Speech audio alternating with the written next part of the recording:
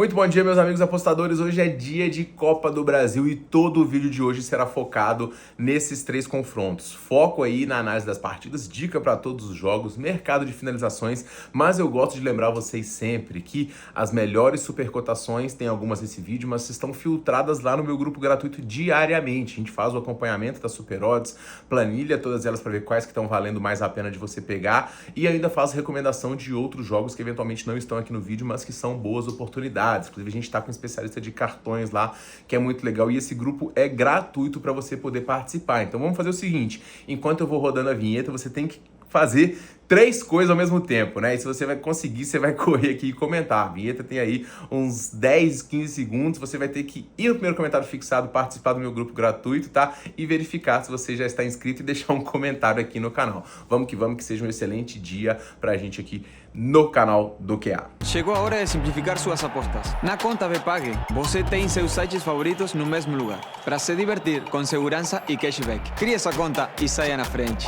E vamos embora, pessoal, porque hoje é dia de Copa do Brasil, é dia de clássicos, é dia de emoção, e a primeira coisa é gestão, tá? Tome cuidado aí para não atolar demais. Muitas vezes o seu time do coração tá envolvido, você se empolga muito, e isso é sempre um risco, tá? Gestão sempre em primeiro lugar. Nas apostas a gente tem que sobreviver, passar por momentos bons com alegria e passar por momentos ruins também a gente tem que durar, porque se você não tem banca mais, você não consegue permanecer num jogo, e apostas é uma maratona, não é uma corrida. Às vezes você quer ir muito rápido, você acaba se estrepando, você tem que ter paciência independente do tamanho da sua banca. Sei que parece difícil, mas é assim que você tem que seguir. Hoje a gente começa com o Clássico Mineiro, Atlético Mineiro contra o Cruzeiro, um jogaço que tende a ser muito bom. A campanha do Cruzeiro no Brasileirão tem sido muito boa. O ano do Atlético, ele é até um pouco melhor, porque o Galo ganhou o Mineiro diante da equipe do Cruzeiro. Então, o Atlético ele tem essa questão em relação ao rival, que ela é bastante positiva nos jogos recentes. O Galo nos últimos jogos ele tem dado uma titubeada, algumas coisas positivas, outras coisas negativas. O que acontece? O Galo está em 3 competições: Copa do Brasil, Copa Sul-Americana e no Brasileirão. No Brasileirão, o Atlético parece que deixou um pouquinho de lado, né? Conseguiu avançar na Copa do Brasil diante do Flamengo, uma vitória que deu muita moral, e o Atlético jogou bem as duas partidas. A segunda, então, diante do Flamengo foi muito boa. O Atlético merecia, inclusive, ter conseguido um empate nesse jogo e nem precisava dos pênaltis, mas conta com um grande goleiro caso precise disso. Então o Atlético tem aqui no Everson a sua principal estrela hoje, junto com o Hulk, e um jogador de muito gabarito. O Atlético conta com algumas novidades também, já que o Renier chegou e ele conseguiu um passe muito bom, um cara parece que tem um toque diferenciado, pode colocar o Galo em boas condições de gol. Deve fechar o trio ofensivo junto com o Hulk, dispensa apresentações. Contra o Cruzeiro costuma se sair muito bem, e também o Coelho. A principal baixa está em relação à defesa, com o Lianco suspenso aí, lesionado na verdade, e ele é uma baixa que relevante para a equipe do Atlético para esse jogo. O Saravia é outra baixa, além do Patrick, Cadu e Caio Maia, mas esses não têm sido tão utilizados assim pelo goleiro. O Galo, nos jogos em casa, recentemente aqui, ele fez alguns jogos bons, como eu falei, outros nem tanto, né? O jogo contra o Bucaramanga foi bem ruim, o jogo contra o Flamengo foi um jogo bom, contra o Godoy venceu quando quis, contra o Grêmio acabou sendo surpreendido. Do outro lado, a gente tem o Cruzeiro, que tem feito um campeonato brasileiro muito bom e que encerrou um momento de pequena oscilação aqui, onde ele vinha, né, de jogos não tão bons, perdeu para o Ceará, empatou com o CRB em casa, depois teve uma boa vitória diante do Botafogo. A vitória do CRB foi com um asterisco aqui, porque o CRB perdeu um pênalti que empataria o jogo, perdeu para o Santos, empatou com o Mirassol e acabou ganhando do Internacional. O que eu tenho visto no Cruzeiro é que é um time muito imponente nos seus jogos em termos de criação de chances e finalizações, mas que, como quase todos os times do Brasil, quando faz o gol, ele acaba sentando um pouco em cima da vantagem e para um pouco o ritmo.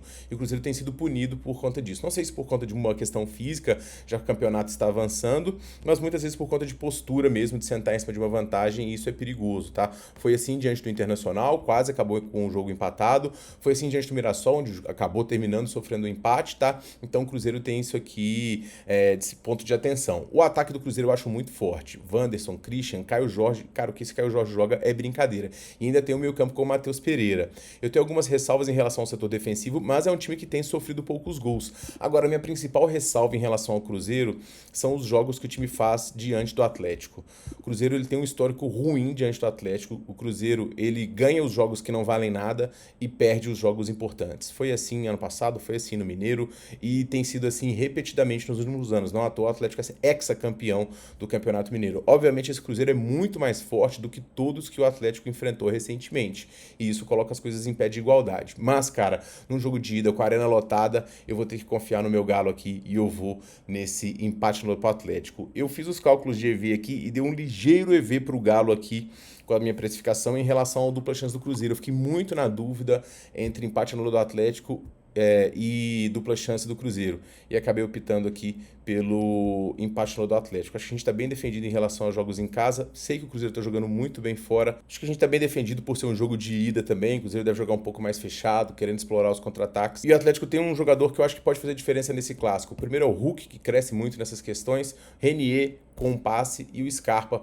que é um jogador de bola parada também, que pode fazer diferença. O Cruzeiro tem Matheus Pereira e Caio Jorge. Confronto equilibrado aqui, vai estar até no bilhete no final do vídeo, mas vamos com essa pro vídeo de hoje. No mercado de finalizações, pessoal, eu tô pegando aqui 2 finalizações do Matheus Pereira. Ele tem uma média muito alta de 2,13 e nos jogos fora de casa, essa média ainda sobe para 2,40. Então, ele tem tido muita participação, até porque nesses jogos mais truncados, ele faz muitos chutes de fora. Então, 2 finalizações dele na 3,65 com sub mais é muito interessante, 1,83. Eu gostei bastante e estou recomendando aqui para vocês, tá? Os números deles aqui são muito bons para ele conseguir pelo menos 2 finalizações hoje. O que pode prejudicar é, obviamente, um confronto um pouco truncado, né? E se o Cruzeiro sair na frente, aí ficar sentando em cima da vantagem e não precisar de finalizar tanto. É o maior risco aqui, mas tem também cenários onde o Atlético sai na frente, o Cruzeiro tem que sair um pouco mais, e nesse jogo travado, os chutes de fora dele pode pintar. Gostei das linhas aqui, acho boa para esse jogo. No segundo jogo do dia, pessoal, a gente tem o Atlético Paranaense recebendo o Corinthians. E as notícias desse jogo aqui não são muito animadoras para o Atlético Paranaense. O Atlético Paranaense conseguiu uma vitória muito importante no último jogo diante do CRB. E ela deixou o time vivo, sonhando numa classificação para a Série B. O Atlético Paranaense tem o objetivo principal de voltar para a primeira divisão. E esse tem que ser realmente o foco da equipe. O time vinha tropeçando muito nos últimos jogos. O Atlético ele fez um gol aqui aos 80, estava com um a mais e tomou o empate. O Atlético Paranaense estava ganhando o Paysandu aos 86, tomou o empate aos 90. O Atlético Paranaense fez um gol aqui mais de 80, também tomou o empate. Então o Atlético está sendo punido repetidamente por uma defesa que entrega muito. E isso está minando a participação. Com essa vitória aqui do CRB, as chances do Atlético aumentaram um pouco e o time ficou muito animado, o que vai fazer com que o time provavelmente poupe os seus jogadores aqui. Para vocês terem uma ideia, o Esquivel, lateral esquerdo, que é muito participativo, ele vai ser poupado por conta de desgaste, e a tendência é que o time possa escalar até um time misto aqui, que está reserva para esse confronto. Tamanha vontade do time focar na Série B. Acho um pouco temerário isso, tá? Porque pode acabar ficando sem os dois, e são muitos milhões que tem disputa na Copa do Brasil, além do fato do Corinthians estar com alguns desfalques aqui bem relevantes. Mas, ao mesmo tempo, fisicamente, o Atlético Paranaense parece esgotado. Então, a ideia, né, é deixar os jogadores 100% para disposição da Série B, então qualquer risco de lesão aqui, os jogadores vão ser poupados, tá? Ainda assim, é um time que tem bom volume ofensivo, bom volume de finalizações e que pode complicar aqui diante da equipe do Corinthians. O Corinthians vem aqui de uma boa vitória diante do Vasco, mostrando que principalmente que o Dorival, ele é um treinador muito bom, porque com um time cheio de desfalques e desgastes, ele consegue deixar o Corinthians competitivo. O Corinthians veio de 2 derrotas aqui, uma diante do Juventude, que era muito esperada depois da classificação diante do Palmeiras, uma diante do Bahia, que não era tão esperada assim, mas muda bastante o Corinthians quando tem que propor o jogo e quando joga um pouco de forma reativa. O Corinthians tem até jogado alguns jogos interessantes fora dos seus domínios, embora na última temporada ele não tenha se saído nada bem. Ele perdeu aqui recentemente só para o São Paulo, né? Em jogos recentes aqui fora de casa e para o Juventude. E esse aqui já dá só para o Sul-Americana, que a vaca já tinha ido para o brejo. Vitórias importantes diante do Ceará, principal diante do Palmeiras e do Vasco, além de conseguir empates aqui diante do Grêmio, que é sempre difícil. Do Botafogo, esse segundo tempo do Corinthians foi muito bom também. Para o jogo de hoje, o Corinthians tem alguns desfalques muito importantes na frente que seguem, né? O Yuri Alberto recuperando de uma cirurgia, o André Carrijo também, o José Martinez, o Hugo e o Ranielli. O Depay, ele tá disponível, mas a grande tendência é que ele não jogue porque esse jogo é gramado sintético. Isso pro Corinthians, para jogador que tá voltando de lesão, não é muito bom. A tendência é que jogue novamente o Kaique e o Guinegão, que fez gols aí nos últimos jogos, além do Garro com meio campo como o Breno Bidon e o Charles. A defesa do Corinthians eu gosto quando joga o Gustavo Henrique, fica num nível de competitividade muito maior. E é um confronto, como eu falei, interessante aqui para essa partida. Eu não entendo esse favoritismo do Atlético Paranaense aqui. O Corinthians é mais time. O Atlético Paranaense tem tido dificuldade em todos os seus jogos. Não está focado na competição, como já declarou várias e várias vezes. E por mais que o Corinthians tenha desfalques aqui, o Corinthians é bastante competitivo. Então eu vou pegar aqui o dupla chance do Corinthians com ambos os times para tomarem pelo menos um cartão, cotação 1,65. Então eu vou nessa dica aí que eu achei interessante para esse jogo. Outra dica que eu vou deixar para vocês, pessoal, é no mercado de finalizações, pelo menos 13 finalizações do Atlético Paranaense.